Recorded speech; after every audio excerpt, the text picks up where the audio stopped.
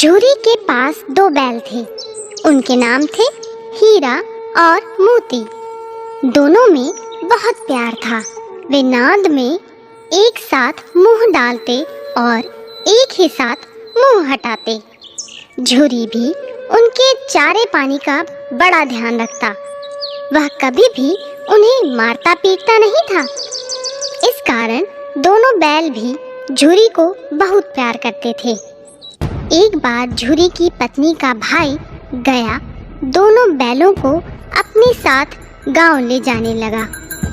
बैलों को बड़ा आश्चर्य हुआ कि वह उन्हें क्यों और कहां लिए जा रहा है। रास्ते में उन्होंने उसे बहुत तंग किया। मोती बाएं भागता तो हीरा दाएं। किसी प्रकार दोनों को लेकर गया अपने घर पहुंचा। घर पहुंचकर गया ने उनके सामने रूखा सूखा भूसा डाल दिया, जिन्हें दोनों बैलों ने छुआ तक नहीं। रात होने पर बैलों ने वहां से भाग जाने का निश्चय किया। उन्होंने जोर लगाकर रस्सियां तोड़ डाली और भाग चले। सुबह उठकर जब झूरी ने उन्हें थान पर खड़े देखा तो वह सब कुछ समझ गया और प्यार से उन पर हाथ फेरने लगा। परंतु झूरी की पत्नी जल भुन गई। उसने उनके सामने रूखा सूखा भूसा डाल दिया। फिर भी वे खुश थे। अगले दिन गया फिर आया। इस बार वह बैलों को गाड़ी में जोत कर ले चला। रास्ते में मोती की इच्छा हुई कि गाड़ी गड्ढे में ढकेल दे, पर हीरा समझदार था। उसने गाड़ी संभाल ली और जैसे तैसे गया के घर पहुंचे। अब गया ने उनसे बहुत सख्त काम लेना शुरू कर दिया। वह उन्हें दिन भर हल में जोतता और जब तब उन्हें मारता पीटता। वे लाचार निगाहों से एक दूसरे को देखते। गया के घर में एक छोटी लड़की रहती थी। वह बैलों की दुर्दशा देखती तो उसे बहुत बुरा लगता। वह रात को चुपके से उन्हें रोटी खिलाती। दोनों बैल उसके प्यार के आगे अपमान और मार भूल जाते। एक दिन मोती रस्सी तोड़ने का प्रयास कर रहा था कि वह लड़की वहां आई और उसने दोनों बैलों को खोल दिया। दोनों वहां से भाग निकले। थोड़ी देर बाद जब गया को पता चला तो वह भी उनके पीछे दौड़ा, पर उन्हें पकड़ ना सका। अब हीरा और मोती आजाद थे। रास्ते में उन्हें एक सांड मिला। वह उनकी ओर लपका तो हीरा मोती के होश उड़ गए। भागना बेकार था, इसीलिए दोनों ने साहस से काम लिया।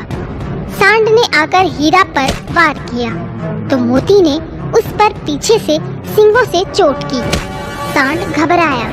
वह किसी एक को तो मारकर कचूमर निकाल देता, पर यहाँ तो दो थे। मोती कुछ दूर उसके पीछे दौड़ा, पर हीरा ने उसे दूर न जाने दिया। दोनों अब बड़े प्रसन्न थे। आगे चले तो रास्ते में मटर का खेत दिखाई दिया। भूख तो लग ही रही थी। हरी हरी मटर देखकर उनकी भूख और भी तेज हो गई। वे खेत में घुस गए मटर खाने। अभी पेट भरा भी न था कि खेत के रखवाले ने उन्हें देख लिया। उन्होंने उन्हें चारों ओर से घेर कर पकड़ लिया और कांजी हौस में बंद करा दिया। हीरा और मोती ने देखा कि कांजी हौस में और भी कई जानवर थे। भैंसे, घोड़े, गधे, बकरियां आदि, सब के सब कमजोर और दुबले पतले। वहां किसी के लिए न चारे का प्रबंध था न पानी का। यहाँ कहाँ आ फंसे, उन्होंने सोचा। रात हुई। मोती ने हीरा से कहा, अगर दीवार तोड़ दी जाए तो बाहर निकलना आसान हो जाएगा। उसने सींगों से दीवार गिराने का प्रयत्न किया। 2-4 चोटों में ही दीवार थोड़ी सी गिर गई। उसका उत्साह बढ़ा तो उसने और जोर से चोटें लगानी शुरू की। दीवार में रास्ता बनते ही पहले तो घोड़े भागे, फिर भैंसे और बकरियां। मोती ने गधों को भी सींग मार मार कर भगा दिया। उसने हीरा से भी भाग चलने को कहा, पर हीरा ने मना कर दिया। सुबह होने पर कांची हौस वालों ने देखा तो उन्हें बड़ा आश्चर्य हुआ। उन्होंने हीरा और मोती को नीलाम कर दिया। नीलामी में सबसे ऊंची बोली बोलकर एक व्यापारी उन्हें खरीद ले गया। उन दोनों को अपने गांव की ओर ले चला। मार खाते खाते और भूख सहते सहते दोनों बहुत कमजोर हो गए थे। उनकी हड्डियां निकल आई थी। भूख प्यास से व्याकुल बैलों में कुछ भी दम बाकी नहीं था। वे चुपचाप व्यापारी के साथ चलने लगे। रास्ता उन्हें जाना पहचाना लगा तो न जाने कहां से दम आ गया।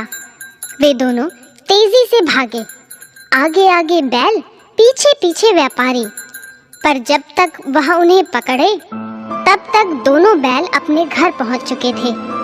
बैलों को वापस देखकर झूरी को बड़ी खुशी हुई। वह उनसे लिपट गया। इतने में व्यापारी भी वहां आ पहुंचा और उन्हें मांगने लगा।